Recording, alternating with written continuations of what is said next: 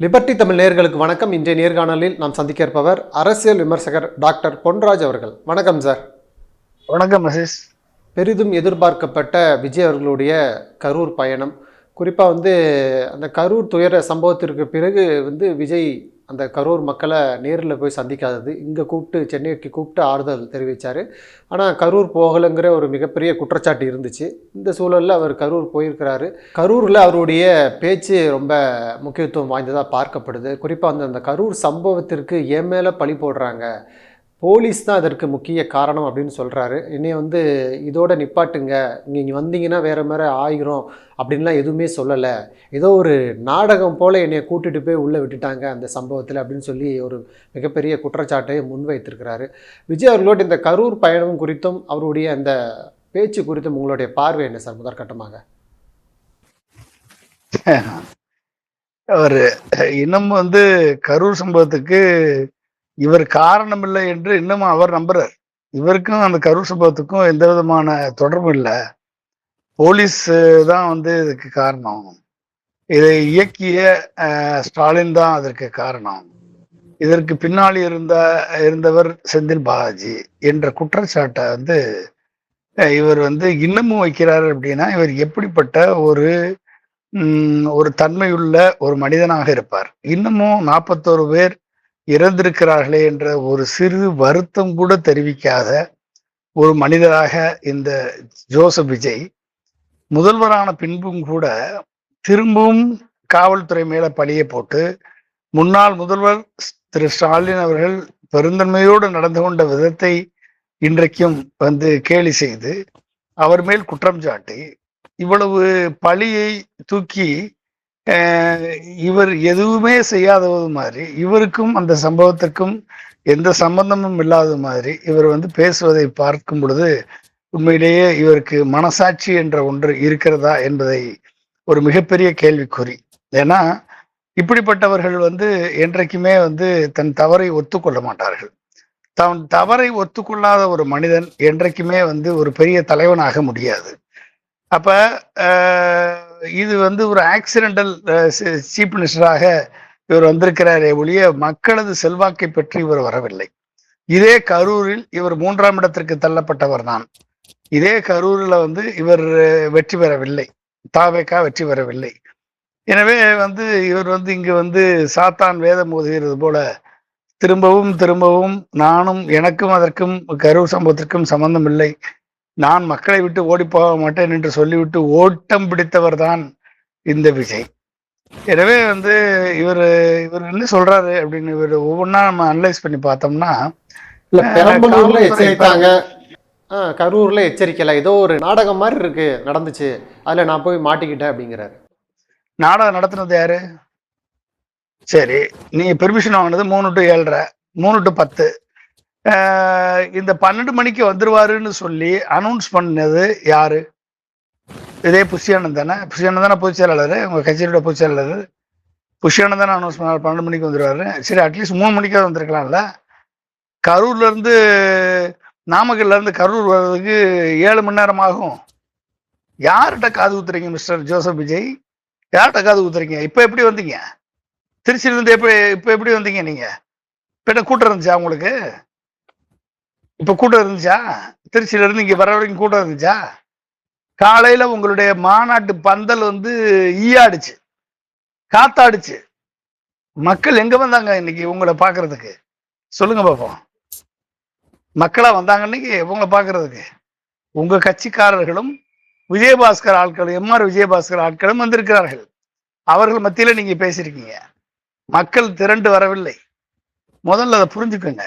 நீங்க முதல்ல இந்த 41 பேர் இறந்த சம்பவத்திற்கு ஒரு சிறு வருத்தம் கூட தெரிவிக்காத ஒரே ஒரு மனிதன் இருக்கிறார் என்று சொன்னால் அது இந்த சம்பவத்திற்கு முதல் காரணமாக இருந்த திரு ஜோசப் விஜய் மட்டும்தான், வேற யாருமே கிடையாது. சரி, பெரம்பலூர்ல போலீஸ் அதிகாரிகள் எச்சரித்தார்கள், அதனால் நாங்கள் கூட்டம் அதிகமா இருக்கிறது என்று சொல்லி கிளம்பி விட்டோம் என்று போய்விட்டீர்கள்.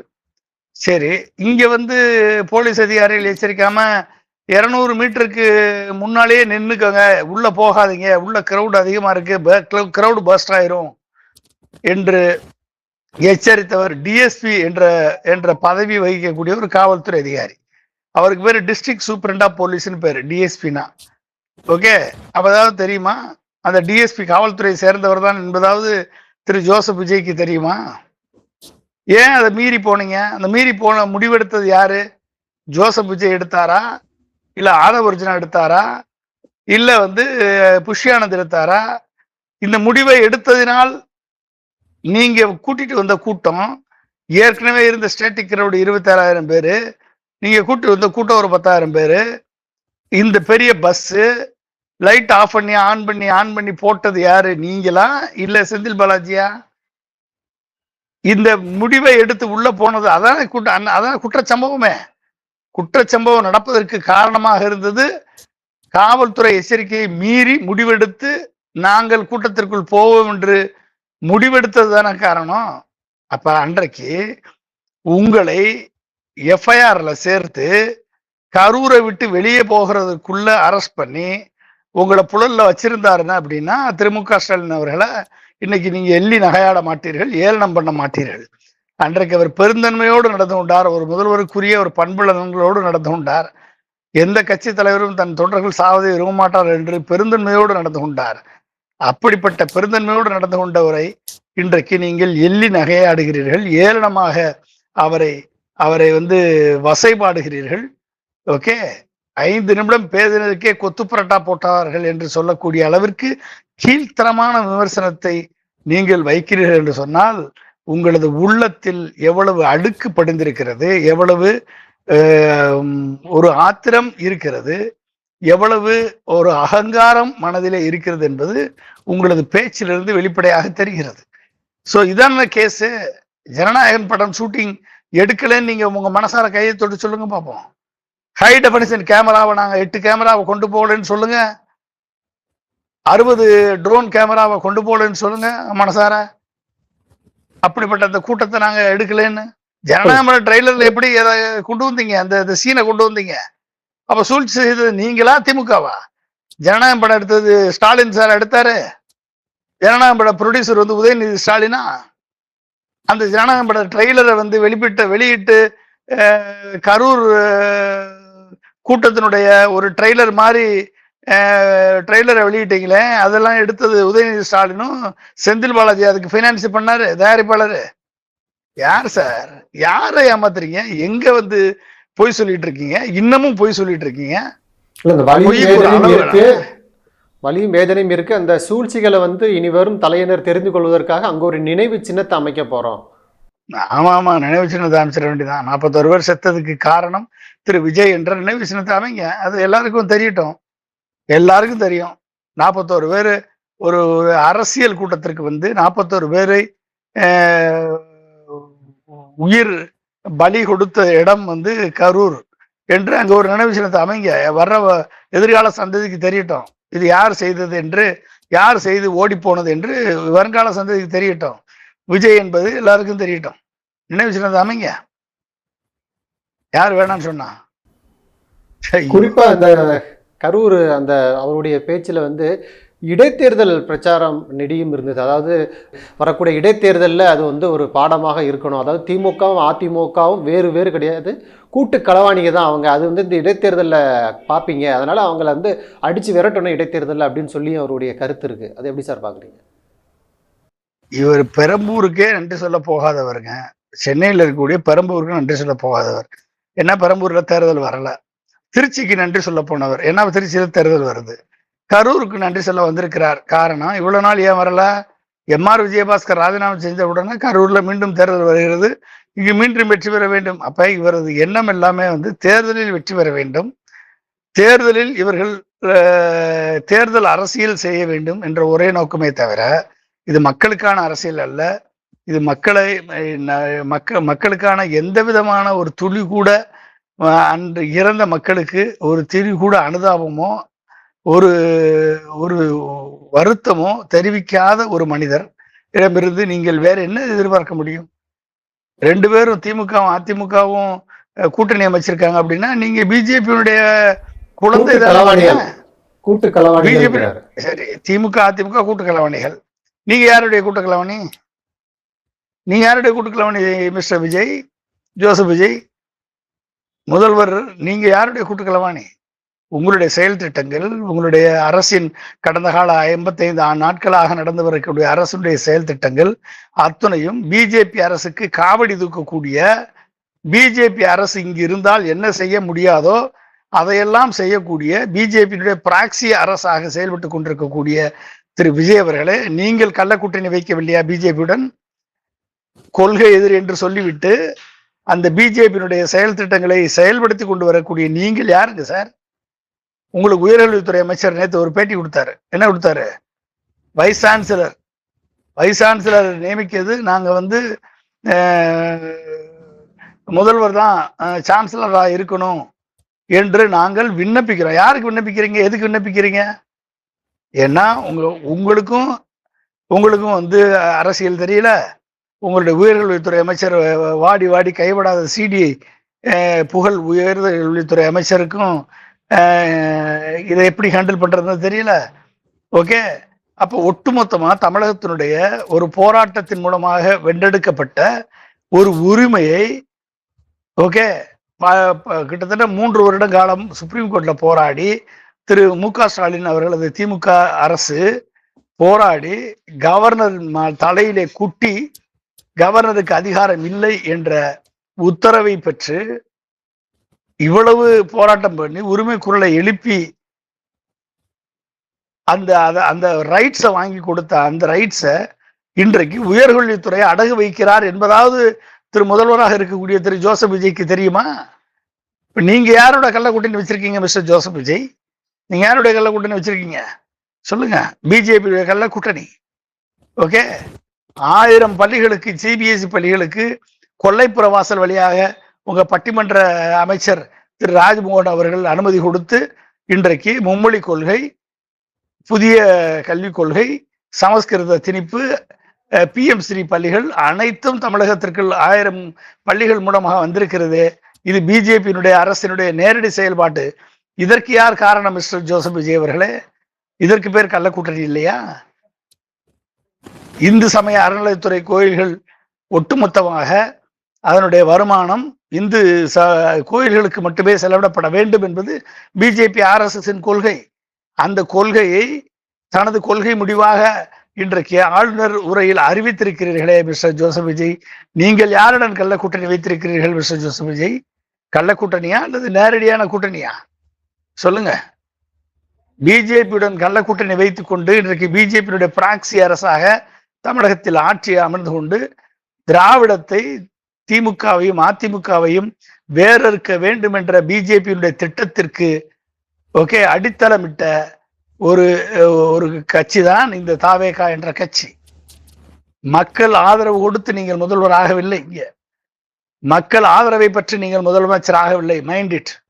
ஓகே, இது திமுக எந்த கட்சியை தீய சக்தி என்று இன்னமும் சொல்லுகிறீர்களோ, எந்த கட்சி தீய சக்தி கூட்டணியிலிருந்து கல்லாப்பட்டி கூட்டணி என்று சொன்னீர்களோ, அந்த கட்சிகளின் ஆதரவை பெற்று அந்த கட்சிகளை குதிரை பேரம் நடத்தி மினிஸ்டர் பதவி தருகிறேன் என்று சொல்லி பதவியையும் பணத்தையும் சோபாவையும் அனுப்பி ஆட்சி அமைத்து விட்டு இன்றைக்கு வந்து நீங்கள் வந்து ஏதோ நல்ல பிள்ளை மாதிரி வேடம் போட்டு இன்றைக்கு மக்கள் மத்தியிலே நீலி கண்ணீர் வடிக்கிறீர்களே.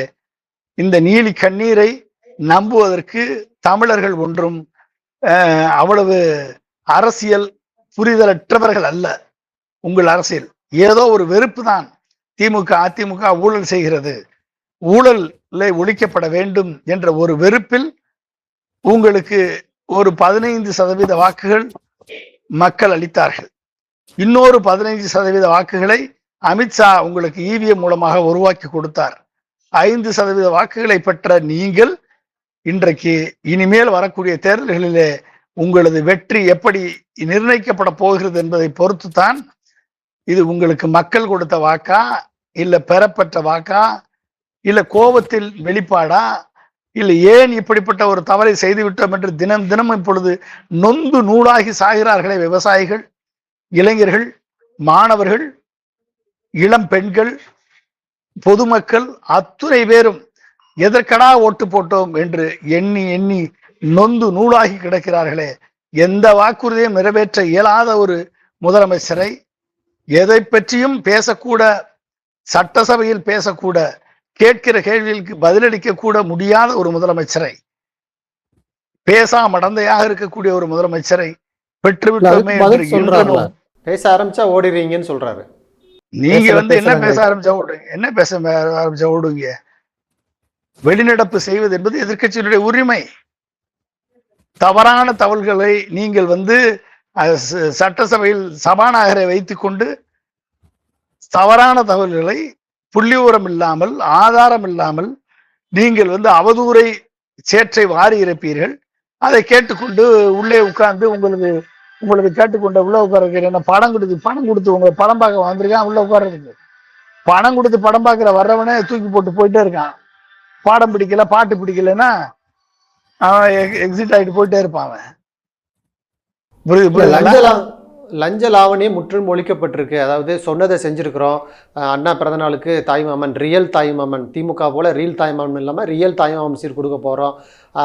இது சும்மா ஒரு சாம்பிள் தான். இனி இந்த ஆட்சியுடைய விஸ்வரூபத்தை நீங்கள் பார்க்க போறீங்க அப்படிங்கிறாரு. ஏங்க, லஞ்ச லாவணியத்தை நீங்க ஒழிச்சிட்டீங்க நீங்க சொன்னீங்க அப்படின்னா, உண்மையிலே அப்படிப்பட்ட ஒழிச்சிருக்கீங்க அப்படின்னா உண்மையிலேயே உங்களை பாராட்டலாம். ஓகே, லஞ்ச லாவணியத்தை நீங்க ஒழிச்சிங்கன்னா, லஞ்ச லாவண்யம் எங்க ஒழிஞ்சிருச்சு சொல்லுங்க. எங்க சார் ஒழிஞ்சிச்சு? சோழிங்கநல்லூர் எம்எல்ஏ கட்சி பதவிக்கு லஞ்சம் வாங்க பணம் வாங்குறாரு. உங்க கட்சியை சேர்ந்தவங்க தானே ஒரு தாவக நிர்வாகி புகார் அளிச்சாங்க. அந்த ஆள் மேல நடவடிக்கை எடுத்துட்டீங்களா? பிபி, அதாவது பப்ளிக் ப்ராசிக்யூட்டர் அப்பாயின்மெண்ட் பண்றதுக்கு 5 லட்சத்துல இருந்து 30 லட்சம் வரைக்கும் லஞ்சம் வாங்குகிறார் திரு என் ஆனந்த் என்று புஷி ஆனந்த் மேல குற்றச்சாட்டை எழுப்பிய தாவேகா வழக்கறிஞர் நடவடிக்கை எடுத்தீங்களா? இல்ல புஷி ஆனந்த் மேல நடவடிக்கை எடுத்தீங்களா? இல்ல லஞ்சமே வாங்காம நீங்க அப்பாயின்மெண்ட் பண்றீங்களா? சொல்லுங்க பாப்போம். இல்ல, நேத்து கூட கன்னியாகுமரியில அந்த டெண்டர் விவகாரத்துல 2 ஊழியர்கள் சஸ்பெண்ட் செய்யப்பட்டிருக்காங்க. ஏங்க, டெண்டர் விவகாரத்துல ஊழியர்கள் சஸ்பெண்ட் செய்யறது எல்லா கட்சியிலையும் நடக்கதான் செய்யும். சரியா? 6 மாசம் நீங்க லஞ்சம் லாபம் இல்லாமல் நீங்கள் 5 ஆண்டுகள் ஆட்சி நடத்துங்கள். அதற்கு பிறகு உங்களுக்கு நாங்க சர்டிபிகேட் கொடுக்குறோம். அதுக்குள்ளே நம்ம லஞ்சத்தை ஒழிச்சிட்டோம், ஊழலை ஒழிச்சிட்டோம்னு சொல்லி நீங்க மாறுதட்டுவதெல்லாம் ரொம்ப ஓவர். உங்களுக்கே ஓவரா தெரியலையா? 5 வருடங்களுக்கு நீங்கள் எந்த அரசு அலுவலகத்துக்கு சென்றாலும் லஞ்சம் இல்லாமல் காரியம் நடக்கிறது என்ற நிலைமையை நீங்கள் கொண்டு வாருங்கள் முதலில். அப்ப நீங்க லஞ்சத்தை ஊழலை ஒழித்து விட்டீர்கள் என்று அர்த்தம். கான்ட்ராக்ட், எந்த கான்ட்ராக்டும் பார்ட்டி ஃபண்ட் இல்லாம, பார்ட்டி ஃபண்டுக்கு வேற ஃபண்டுன்னு பேர் வச்சிடாம, ஓகே, 5%, 10%, 8%, 20%, 30% கமிஷன் மினிஸ்டர்ல இருந்து விஓ வரைக்கும் கமிஷன் போகாம நீங்க ஒழிச்சு காமிங்க, லஞ்சத்தை ஒழிச்சு காமிங்க, வேலையை நடத்தி காமிங்க. ஓகே, நீங்க விரைந்து செயல்படக்கூடிய அரசாக இந்த அரசு லஞ்சத்தை ஒழித்த அரசு. லஞ்சத்தை ஒழித்ததினால் நமக்கு வேலை உடனடியாக நடக்கிறது.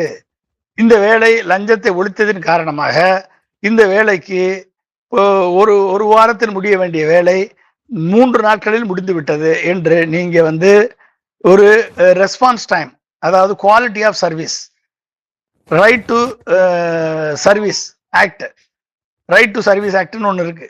அதை quality of right to service ஆக்ட்னு மாற்றி சட்டத்தை கொண்டு வாங்க. லஞ்சத்தை ஒழிச்சிட்டேன்னு சொல்லுங்க, நாங்கள் ஏற்றுக்கிறோம். லஞ்சத்தை ஒழிச்சிட்டோம்.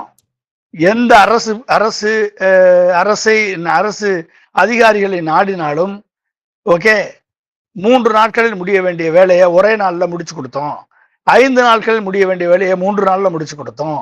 1 வாரத்தில் முடிக்க வேண்டிய வேலையை 4 நாட்களில் முடிச்சு கொடுத்தோம். ஓகே, எந்த கான்ட்ராக்டுக்கும் எந்த டெண்டருக்கும் யாரு வேண்டுமானாலும் தகுதியுள்ள நபர்கள் டெண்டரில் கலந்து கொள்ளலாம். இதுல ஒளிவு மறைவு கிடையாது, இது கட்சி பேதம் கிடையாது. இந்த கட்சிக்காரர் கொடுக்க வேண்டும், அவருக்கு கொடுக்க வேண்டும் என்ற நிலை ஏற்படாது. அவர்களிடம் எந்த விதமான பணமும் வசூல் பண்ணப்பட மாட்டாது என்பதை இன்னும் நீங்க டெண்டரே போடல சார். போடுங்க, கொண்டு வாங்க, செயல்பாட்டுக்கு வாங்க. அப்புறம் தானே தெரியும். எந்த வேலையும் பார்க்காம செவனேன்னு இருக்கக்கூடிய அரசு நான் செவனேன்னு இருக்கேன், எந்த வேலையுமே பண்ணல, ஆனா லஞ்சமும் நான் வாங்கல அப்படின்னு சொன்னா அதை ஏத்துக்கிறது எப்படி? எப்படி ஏத்துக்கிறது? 5 ஆண்டுகள்ல உங்களுடைய செயல்பாடுகளை காமிங்க. 5 ஆண்டுகள்ல லஞ்சத்தை எவ்வளவு ஒழிச்சிருக்கீங்கன்னு சொல்லி வெள்ளையறிக்கை வெளியிடுங்க, சொல்லுங்க. மக்கள் பார்ப்பாங்கல்ல. ஒவ்வொரு இடத்துக்கும் போனா வேலை நடக்குதா, உடனே வேலை நடக்குதா, உடனே நமக்கு தேவையான சான்றிதழ் கிடைக்குதா, போலீஸ் ஸ்டேஷன் போனா உடனே எஃப்ஐஆர் போடுறாங்களா, உடனே விசாரிச்சு நடவடிக்கை எடுக்கிறாங்களா, இல்ல குற்றவாளி பக்கம் நிக்கிறாங்களா, இல்ல பாதிக்கப்பட்டவர் பக்கம் நிக்கிறாங்களா என்பது எல்லாம் மக்களுக்கு தெரியல. இதெல்லாம் ஆட்சி நிர்வாகம் நடந்த பிறகு தானே வரும். இன்றைக்கு காவல்துறையை தனதாக்கி வைத்துக் கொண்டு காவல்துறையை ஏவி விட்டு எதிர்ப்பவர்கள் மீத, கேள்வி கேட்பவர்கள் மேல பழிவாங்கும் நடவடிக்கை செய்து கொண்டிருக்கக்கூடிய திரு ஜோசப் விஜய் அவர்கள் தலைமையிலான அரசு இன்றைக்கு அதே காவல்துறை மேல இன்றைக்கு கரூர் சம்பவத்துல ஒரு ஒட்டுமொத்த பழியை தூக்கி காவல்துறை மீது போட்டு, முன்னாள் முதல்வர் மீது போட்டு, தனக்கும் அதற்கும் எந்த சம்பந்தம் இல்லை என்று சொல்லக்கூடிய அளவிலே இருக்கிறார் என்று சொன்னால் நீங்கள் எப்படி சார் தூய சக்தியாக இருக்க முடியும்? இத்தனை எம்எல்ஏக்களை கண்ணு முன்னால வார வாரம் வாங்குறீங்களே ஏடிஎம்கேல இருந்து. இன்னைக்கு கரூர்ல எம்ஆர் விஜயபாஸ்கர் ஒரு உதாரணம் இல்லையா? சரி, எம்ஆர் விஜயபாஸ்கருக்கு அடுத்த 5 ஆண்டுகளுக்கு நான் எம்எல்ஏ பதவி தரமாட்டேன், அடுத்து அவருக்கு அமைச்சர் பதவி தரமாட்டேன் இதை சொல்லியிருக்கலாம்ல. இன்னைக்கு கரூர்ல நீங்க குதிரை பேரத்துல ஈடுபடலைன்னா எம்எல்ஏ கரூர்ல எலெக்ஷன் வந்துருவான். அந்த எலெக்ஷன்ல திமுகவை அடியோடு வேரோடு எல்லா தேர்தலையும் அடிச்சிடணுமா? ஓகே, நீங்க வாஷிங் மிஷின்ல கொடுத்து வாஷ் பண்ணி வச்சிருக்கக்கூடிய எம்ஆர் விஜயபாஸ்கரை ஜெயிக்க வச்சிடணும். இதுக்கு என்ன சார் பேரு? இதுக்கு பேர் என்ன சார் சொல்லுங்க? மேகதாது அணையை பத்தி நீங்க ஒட்டுமொத்தமா ஒரு மிகப்பெரிய ஒரு குற்றச்சாட்டை சொல்றீங்க. மேகதாது அணையை திமுக அரசு ஒழுங்கா வாதாடல, பெட்டிஷன் ரிஜெக்ட் ஆயிருச்சுன்னு. என்ன எதையாவது படிச்சிருக்கீங்களா மிஸ்டர் ஜோசப் விஜய்? மேகதாது அணையை பத்தி ஒரு நீண்ட அறிக்கை கொடுத்தாங்களே, அதை சட்டசபையில் படிச்சு தீர்மானம் போட்டீங்களே, உங்களுக்கு முதல்ல அதை பத்தி புரிதல் இருக்கா, அண்டர்ஸ்டாண்டிங் இருக்கா? இப்ப எனக்கு என்ன தெரியுது அப்படின்னா, மேகதாது அணை பத்தி நீங்க படிச்ச சட்டசபையில படிச்ச அறிக்கையை பத்திய உங்களுக்கு முழுசா ஒண்ணுமே புரியல அப்படின்றத கரூர்ல வெளிப்படையா பேசிட்டு போயிருக்கீங்க. ஓகே, டிபிஆர ப்ராஜெக்ட மொத்தமா தள்ளுபடி பண்ணல. தமிழ்நாடுடைய பெட்டிஷன் எதுக்காக ரிஜெக்ட் பண்ணாங்க அப்படின்னா, இது ப்ரீவச்சூர், நீங்க இப்பதான் டிபிஆர் ப்ரிப்பேர் பண்றதுக்கு அப்ரூவல் கொடுத்துருக்காங்க, அதனால Karnataka is permitted to prepare only DPR. இந்த டிபிஆர இன்னும் சென்ட்ரல் வாட்டர் கமிஷன் பார்க்கணும், எக்ஸாமின் பண்ணணும். சென்ட்ரல் வாட்டர் கமிஷன் மட்டும் இல்ல, எல்லா central water regulatory commission examine பண்ணணும். அப்புறம் காவிரி வாட்டர் மேனேஜ்மெண்ட் அத்தாரிட்டி இதை எக்ஸாமின் பண்ணணும். இதெல்லாம் எக்ஸாமின் பண்ணி ஃபைனல் அப்ரூவல் டிபிஆருக்கு கொடுத்தா தான் நீங்க எக்ஸ்பர்ட் பாடி இதுதான் டிசைட் பண்ணணும், இது கோர்ட் டிசைட் பண்ண முடியாது என்று சொல்லியிருக்காங்க. அதனால இந்த இந்த இந்த ரிசர்வாயரை அதனுடைய கெப்பாசிட்டி என்ன, இது காவிரி ட்ரிபியூனல் அவார்டை இது பாதிக்குமா இல்லையா, இது எதனால இது ஸ்டாச்சுட்டரி எக்ஸ்பர்ட் அத்தாரிட்டி டிசைட் பண்ணணுமே ஒழிய கோர்ட் டிசைட் பண்ண முடியாது. எனவே உங்களுக்கு அதுல அதுல அதுல பிரச்சனை இருக்கு, இதனால் தமிழ்நாடு பாதிக்கப்படும், கடைக்கோடி மாநிலமான தமிழ்நாடு பாதிக்கப்படும் என்று நீங்கள் உணர்ந்தால் நீங்கள் சுப்ரீம் கோர்ட்டை மீண்டும் அணுகலாம். உங்களை மீறி இந்த ப்ராஜெக்ட் சாங்ஷன் பண்ணப்படாது. டிபிஆர் ப்ரிப்பேர் பண்றதுக்கும் இந்த ப்ராஜெக்ட் சாங்ஷனுக்கும் எந்த விதமான ரைட்டும் கிடையாது. எனவே தமிழ்நாடு இது அப்ரூவ் ஆகி ஃபைனல் அவார்ட் ஆச்சு அப்படின்னா இது அட்வர்ஸ்லி தமிழ்நாடு அஃபெக்ட் ஆகும் அப்படின்னு நினைச்சா you can always return to supreme court and challenge இந்த இது ஃப்ரெஷ்ஷா சேலஞ்ச் பண்ணலாம் என்ற உத்தரவை கொடுத்திருக்கிறது. இது கூட தெரியாம ஒரு முதலமைச்சர் கரூர்ல மேகதாது அணையை பத்தி பேசுறாரு என்று சொன்னால் எப்படிப்பட்ட அண்டர்ஸ்டாண்டிங் உங்களுக்கு இருக்கு? ஒரு முதல்வராக கொஞ்சமாவது படிங்க சார், கொஞ்சமாவது அண்டர்ஸ்டாண்ட் பண்ணுங்க சார். சினிமாவில் கதை ஸ்கிரிப்டை படிச்சா போதாது, கரூர்ல பேசுறதுக்கு ஸ்கிரிப்டை மனப்பாடம் பண்ணிட்டு வந்தா போதாது. தமிழ்நாட்டினுடைய அரசியல் சூழல்ல முதல்ல படிங்க. ஏன்னா டிபிஆரை வந்து சென்ட்ரல் வாட்டர் கமிஷன் அப்ரூவ் பண்ணிருச்சா? சொல்லுங்க. சிடபிள்யூஆர்சி அப்ரூவ் பண்ணிருச்சா? Central water management authority approve பண்ணிருச்சா? என்விரான்மெண்டல் ஃபாரஸ்ட் கிளியரன்ஸ் கொடுத்துருச்சா? சொல்லுங்க. எதுவுமே இல்லை. டிபிஆரை ப்ரிப்பேர் பண்றாங்க. அது அவங்களுடைய ரைட், அவங்க ப்ரிப்பேர் பண்றாங்க. நம்ம அதை சேலஞ்ச் பண்ணலாம். Any time it can be challenge in the court of law. தமிழ்நாட்டுடைய பெர்மிஷன் இல்லாம, என்ஓசி இல்லாம மேகதாது அணை கட்ட முடியாது என்பதுதான் விதி. அதை மீற முடியாது. இது கூட தெரியாம என்னமோ வந்து நீங்க வந்து பேசுறீங்க அப்படின்னா எந்த அளவுக்கு நீங்க வந்து ஒரு ஹாலோவா இருக்கீங்க அப்படி என்பது உங்களது பேச்சிலிருந்து விளங்குகிறது. மிஸ்டர் ஜோசப் விஜய் அவர்களே, முதல்வர் அவர்களே, உங்க பேச்சிலிருந்து விளங்குது. இப்போ உங்க பேச்சுல என்ன இருக்கு? வன்மம் இருக்கு, ஆத்திரம் இருக்கு, இன்னமும் அகங்காரம் இருக்கு, ஆணவம் இருக்கு, ஓகே, பொய் இருக்கு. ஸோ இத்தனையும் வந்து கொட்டிட்டு இருக்கீங்க.